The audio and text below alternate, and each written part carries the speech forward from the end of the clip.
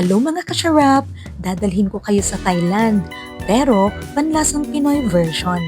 Gagawa tayo ng isa sa pinakapaborito kong dessert, ang mango sticky rice. May sariling twist para mas malinamnam ang lasa. Simulan na natin.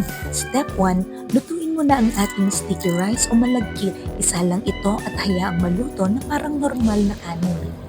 Habang hinihintay maluto ang sticky rice, hiwain mo na ang mga mangga.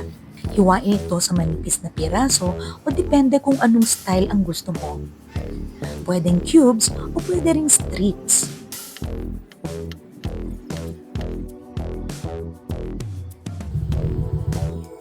Next step para sa kaunting crunch at nutty flavor, i-toast naman ang sesame seeds.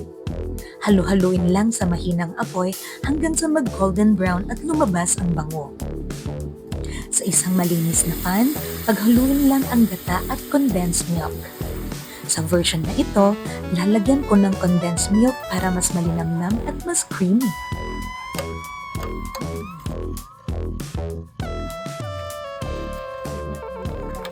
Kapag malapit nang maluto ang sticky rice, lagyan ito ng kaunting asukal at ibuhos na rin ang ginawang gata mixture.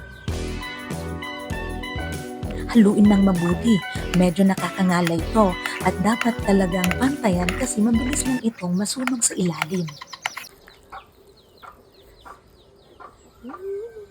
Ayan, handang-handa na. Para sa finishing touch, ibudbud lang sa ibabaw ang toasted sesame seeds para sa extra ganda at syrup.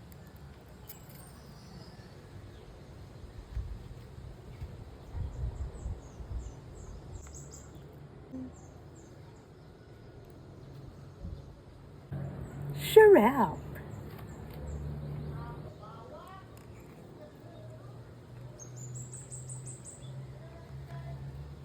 Naging mas. Ang sarap. Promise. Gawa na kayo. Watch supo-supo. Bye na. Sarap.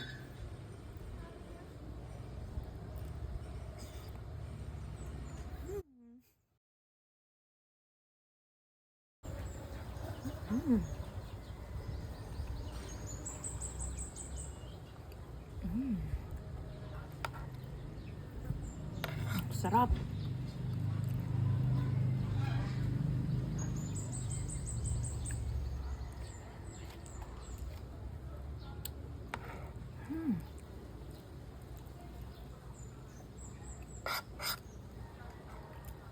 It must be.